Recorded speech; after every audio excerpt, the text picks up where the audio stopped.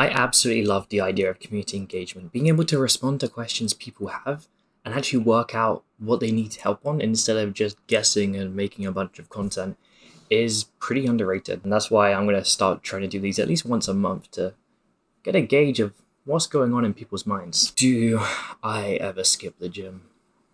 Why would I even pick this one to start with? Well, the thing about me is, see, in the past, I've struggled pretty big time with consistency. Not just in the things I don't like, but also in some of the things I love. And the gym has been one of those things. It's something where I'm always improving, I'm always doing better. I'm at a time currently where there's a lot of uptime in the gym. Although, there will be moments where I use my better judgment and I realize it might not be the best thing to do right now. So, for example, I was very, very sick recently. Like, I imagine I'm just literally in bed, not really being able to get up for just hours, feeling pretty awful. It's the whole, like, the big C wave that came back or whatever. It might not even be the big C. I don't think the big C is even COVID. But I digress. The point is, I had taken the idea, well, I'd chosen to, for about a week, not go. And that week of not going was fine. It was the best thing I could have done. But for a little bit after that, for a few days, I should have gone back. And I didn't. I didn't really feel like it. Obviously, I'd gotten out of the ebb and flow. And I would keep using the excuse that, oh, I'm still recovering from being sick. No, I just didn't feel like it, right? And that is the problem, because when things like this happen, when there's a little shake to the routine, that's when it can be quite difficult to get back into it. A popping shoulder caused by poor rotator cuff strength. That's a great question. Well, it's not a question. I didn't really read it out properly. But a popping shoulder, it's something I've actually had before. I would do lateral raises and my right shoulder would start popping. And it wasn't like a audio pop because I obviously have music in. It may have been auditory. I don't know. But the point is, I could feel it. I could have this sensation of popping. The thing about something like this is it's not actually a problem. It's only a problem when pain is incorporated, because pain shows that there's something more going on. Like, you can have something called crevitus, I think it's called, where it's just your knees. I don't know if it's knee specific, but they'll just click and crack. And that's fine. It just means that, the joints are like grinding together on a dangerous way. It happens. It only becomes an issue when pain is incorporated. And regardless of that, I'm going to give my thoughts on rotator strength exercises, because obviously that would be answering the question. I think a lot of rotator strength will be built with rows. Now, of course, this won't be doing a majority of it, but as long as we're having proper rows in and we're going to a good point, there's a lot of intensity there. If we train properly with rows, that's going to maybe have 50% of what we need for our rotator cuff strength. The last portion can be done in a few ways. I think the first thing to be careful to not neglect is our rear delt. See, the stronger our rear delt is, it will take away some of the demand from the rotators. It will almost be an assisting factor. If we get a strong rear delt, along with the additional stability involved, that is going to be awesome.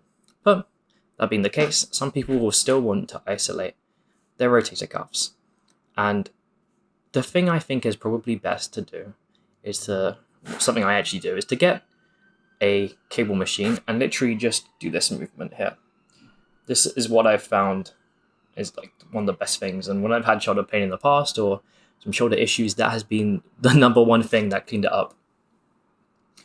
But that being the case, there are some other things we can do, because not everyone has a cable machine, but everyone does have a dumbbell. So there's something we can do where we can lie down. I guess not really lie down. We can kind of sit on our butt and have our legs forward, but our torso straight up. And if we create a bend with our knee, so we bring our foot towards our torso, we have a really, really good rest for our elbow.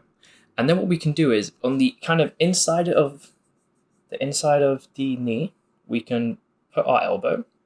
I can't really do a demo here unless I did this. And then we can just do that movement. We can lower the dumbbell.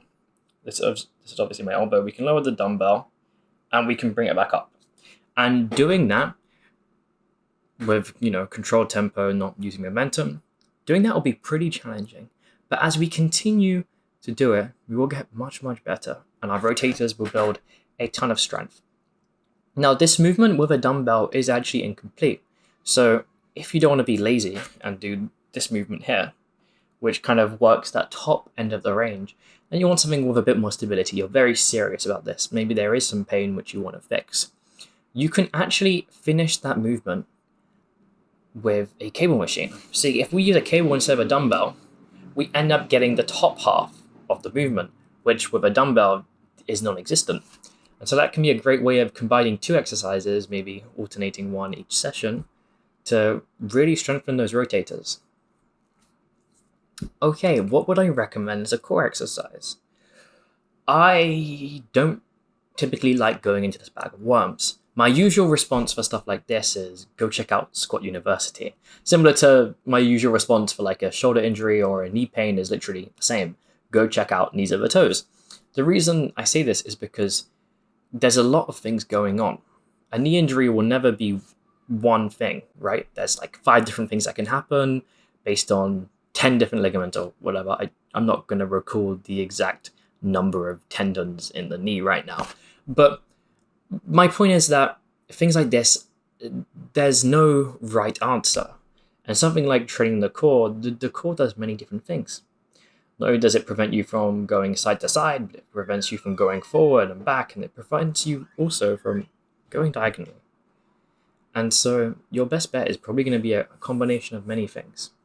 But one of the things I do love most would be a farmer's walk. Don't know if farmer's walk is the correct word. Maybe a standing march. I can't remember what it's called.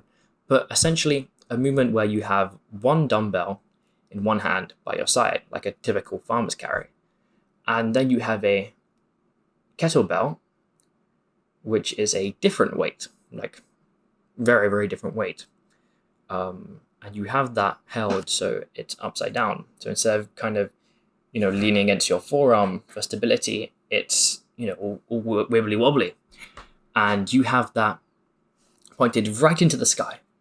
And then as you start walking like that, it will be very, very difficult to stabilize.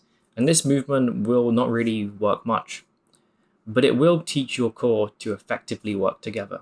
Now, again, there is countless things we could say for working a core, but it's probably not going to be something I can help with right now. It's going to be something you're going to have to go into Squat University or work out exactly what sort of function of the core you want to be training, and then pick a great exercise to train on it. Preferably something we can add load to, because as we all know, progressive overload is one of the best ways to get stronger, one of the best ways to create an environment where we can build more muscle.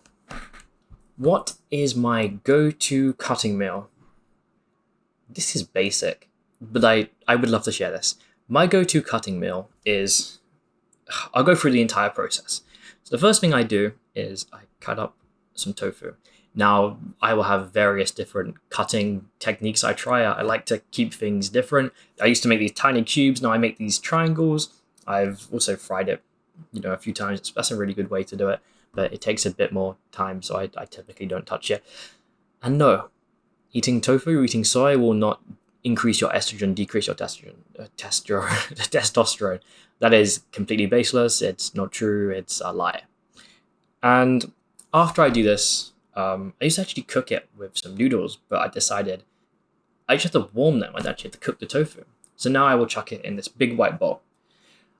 When that is done, I will put some water into boil, and I will put in 2 bits of broccoli. And whilst that happens, I'll go find some spinach. It's either in the freezer or it's still fresh because it hasn't gone off yet. And I'll just get about 20 grams, like a huge handful. I'll put it in the bowl with the tofu. Then I'll open one of those instant ramen packs. And I know, but I found a way to make it work. I can get everything I need while still having that. And the ease it brings me, like I'm in the past, I've done normal noodles. It's just not the same, okay? It's just not the same. What I'll do is I'll get the seasoning and I will put it on top of the bowl. So when I end up transferring noodles in, it will, end up mixing with the sauce. And so then water's boiling, put the noodles in. Next, I do my another lazy thing. Well, these are all very lazy things. It's probably why it's my go-to thing, and I will literally have this every single day. The next thing I'll do is I'll crack 3 eggs into my noodles, and then they will cook alongside the noodles. Throw it in. I'll throw it in the bowl, and voila, my go-to cutting meal is done.